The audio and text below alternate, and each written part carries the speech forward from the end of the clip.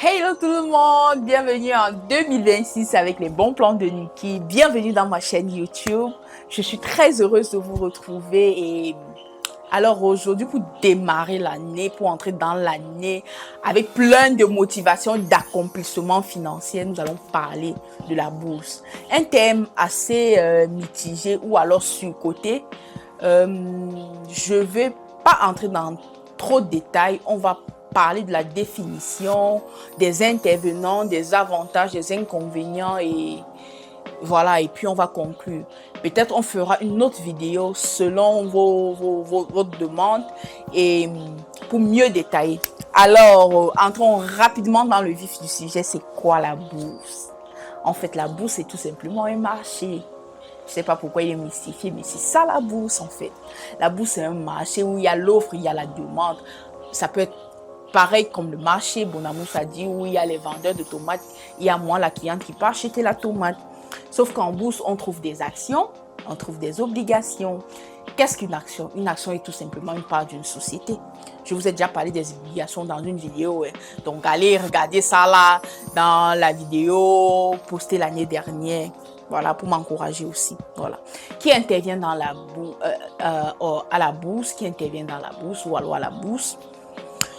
À la bourse, on a des investisseurs professionnels. Les investisseurs professionnels sont les institutions financières, les sociétés d'assurance, de courtage, des sociétés de placement, des entreprises aussi lambda de différents secteurs. Il y a aussi des particuliers comme moi, Nikki, comme Daniel, comme Sorel, je veux dire quoi? Personne lambda. Voilà. Au point 3, quels sont les avantages de la bourse? Alors, on va le repartir en deux blocs parce que en bourse, étant donné qu'il y a l'offre et il y a la demande, et puis il y a l'offre. Celui qui offre généralement, c'est qui? C'est l'entreprise, quoi. L'entreprise, va en bourse parce qu'il veut, par exemple, vendre les parts de sa société pour s'agrandir, pour avoir encore augmenter son chiffre d'affaires, pour développer de nouveaux produits. Parce que lorsque vous êtes déjà coté en bourse, et bien évidemment, il faut savoir que pour déjà aller en bourse, on a des critères à remplir. Je ne vais pas entrer dans les détails là. Peut-être je ferai une vidéo pour dire comment est-ce qu'on arrive à être coté en bourse, comment une société arrive à être cotée en bourse. Mais pour l'instant, je vous parle des avantages pour les entreprises. L'avantage pour l'entreprise qui est en bourse, c'est quoi? C'est augmenter son chiffre d'affaires, développer de nouveaux produits, embaucher et s'étendre partout dans le monde. Parce que plus vous avez d'investisseurs, plus vous avez de revenus et peut-être plus aussi vous avez de visibilité. L'avantage pour moi qui vient investir, il me dit non, je vais développer mon argent. Voilà. Qu'est-ce que je fais? Je dois profiter quand je vais en bourse, je me dis ok, je vais peut-être développer mon argent, je vais peut-être investir sans pour autant entreprendre. Je vais acheter des actions en bourse pour une société qui est déjà cotée là-bas. Mon avantage, c'est quoi? Je dois bénéficier des dividendes de cette structure-là. Parce que généralement, les sociétés, chaque année, reversent des dividendes. Ça veut dire c'est sur les résultats et le bénéfice que la société a fait. On partage ça aux actionnaires, aux différents actionnaires, parce que lorsque vous êtes déjà en bourse, ça veut dire que vous avez acheté les actions d'une structure. Donc, vous devenez actionnaire de cette entreprise-là. Donc, l'avantage pour vous, c'est quoi? C'est que lorsque la société a du bénéfice, par exemple, en 2025, je dis n'importe quoi, Socapalm, ou je parle d'une entreprise, Socapalm parce que c'est une entreprise camerounaise que beaucoup de Camerounais peuvent connaître. Et je sais qu'elle est cotée en bourse. Donc, Socapam, par exemple, la dividende de l'année 2025, je dis n'importe quoi, c'est 100 000 par... Non, c'est 5 000 par action. Si j'ai 100 actions à Socapam, on va me reverser 5 000 fois 100.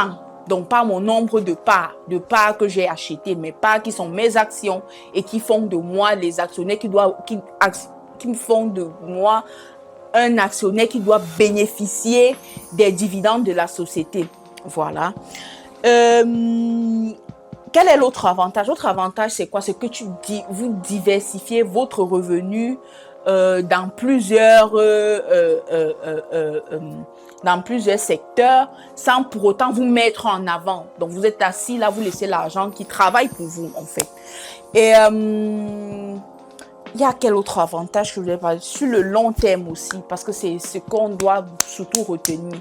Sur le long terme, il est très, je vais dire quoi? Sur le long terme, en fait, il augmente notre patrimoine. Parce que dites-vous, les parents qui avaient acheté les actions au Brasserie ou à Socalpam il y a 20 ans aujourd'hui, je vous promets, le prix des actions il y a 20 ans aujourd'hui, c'est multiplié par 100. Dans la plupart des multinationales sur le territoire camerounais. Moi, je parle de ce que je maîtrise et ce que j'ai l'habitude de voir. Donc, voilà, ça, c'est quelques avantages que j'ai pu regrouper. La plus-value, c'est que, en même temps, après, vous pouvez aussi vendre vos actions. Hein. Donc, ça veut dire quoi? Il peut y avoir une période où vous voyez parce qu'il y a des périodes où les actions montent, où la société vraiment est en hausse, elle a le vent en poupe, quoi, comme on dit souvent.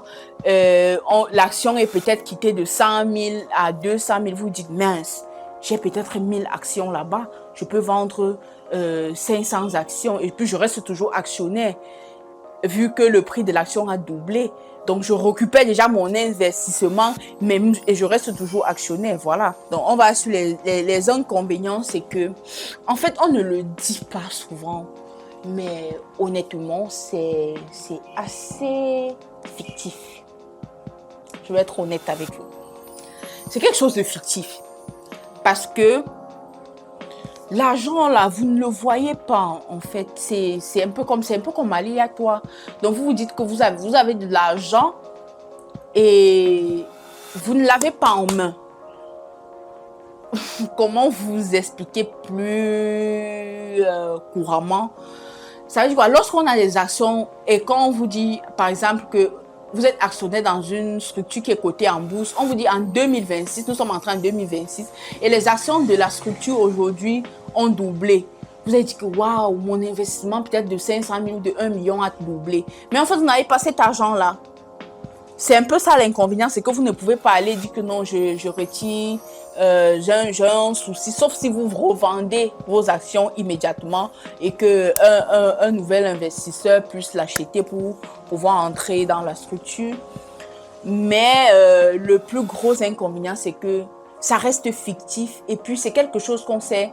Il y a des périodes de crise, quoi. Comme on a eu le Covid en 2020, beaucoup de structures, les actions ont chuté en bourse. Beaucoup sont même sortis en bourse parce qu'ils n'étaient plus rentables. Déjà, pour être coté en bourse, vous ne pouvez pas être une société, vous n'êtes pas rentable et puis vous êtes coté en bourse, non. Et puis, quand vous commencez à perdre ou alors la société n'a plus la même envergure, généralement, on vous enlève, quoi.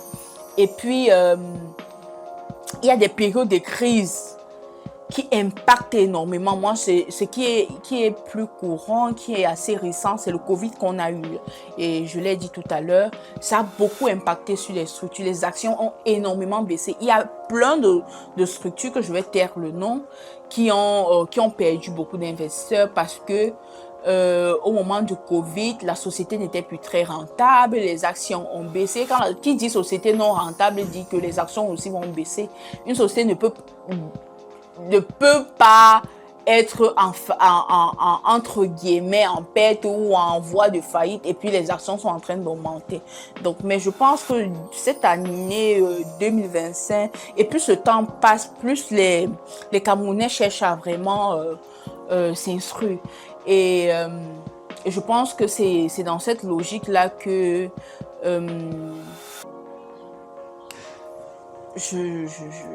comment je vais l'expliquer?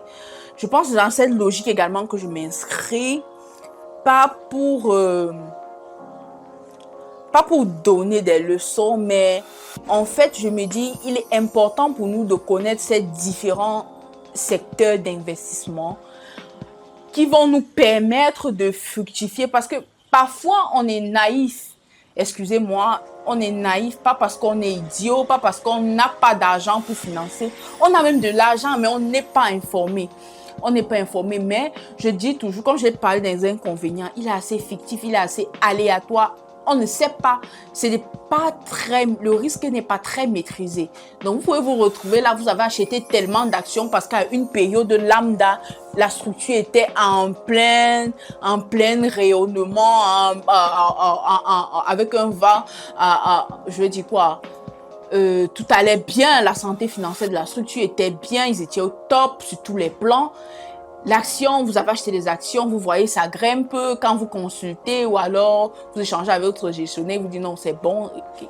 Mais à un moment, tout peut changer. Une structure peut tomber en faillite. Les structures qui font des produits de consommation, il peut avoir, je vais dire pourquoi, il peut avoir un incident.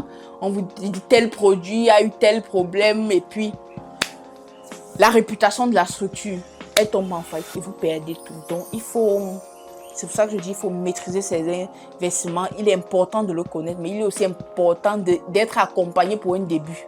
Donc, vous vous rapprochez des professionnels, vous pouvez nous contacter aussi, pour pouvoir, pour pouvoir investir, mais en étant prudent. Donc, j'espère que ce petit contenu sur la bourse vous a un peu instruit. Si vous avez des questions, si vous avez des incompréhensions, ou si vous avez quelque chose à rajouter parce que je n'ai pas la science infuse, je partage avec vous des thèmes que je maîtrise entre guillemets. Je peux aussi apprendre, je peux me tromper quelquefois. Je reste ouverte aux critiques constructives.